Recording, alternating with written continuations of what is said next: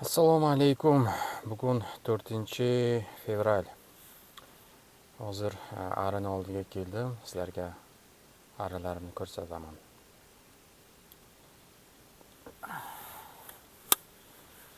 Ketdik, ko'ramiz.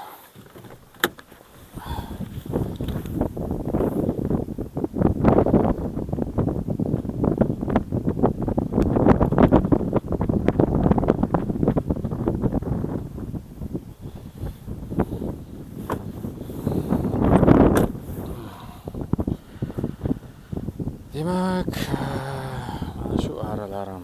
Hozir biroz joy haqida aytib o'tay. Mana bu bitta fermerning joyi. Orif aka. Mana bu yerda katta suvlar bor. Hozir suv sal kamroq, keyinroq katta bo'ladi. Suv oqib keladi. Endi yana arilarga o'tamiz. Tak, arilarim. Mana shu eng so'nggi model pritsep. Bir 4 qatordan har bir qatorda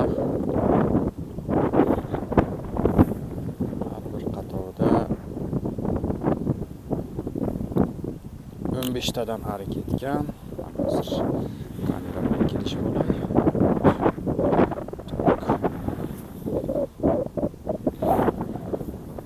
Kelyapti chaqaman deb. Demak, bir tomonida 60 ta oila, ikkinchi bugun shamol.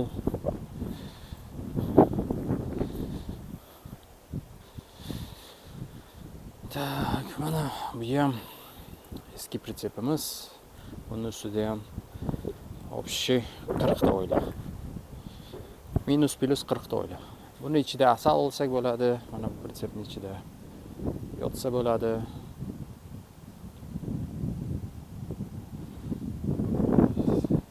Keyingi safar nasib qilsa pritsepni ichidan ham ko'rsataman nimalar bor.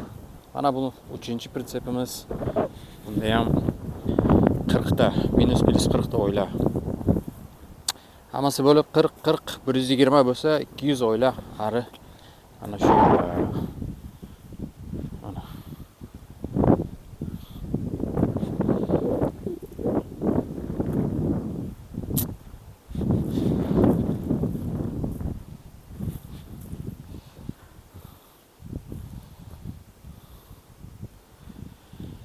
shunday qilib yuribmiz.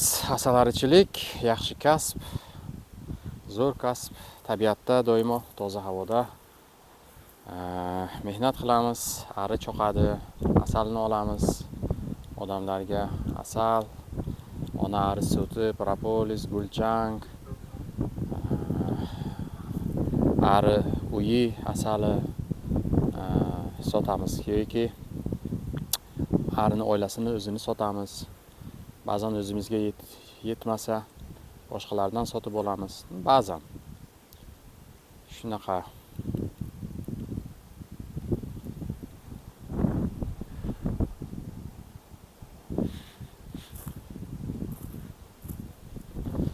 Bugun shamol, arilar biroz jahli chiqqan. Bir ikkisi chaqmoqchi bo'ldi. Mana bunisi ichini qarasangiz, propolis qilib qo'ygan. Propolis qilib qo'ygan.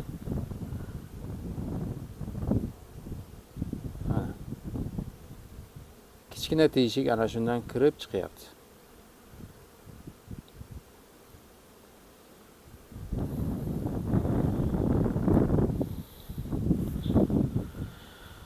Shunaqa gaplar.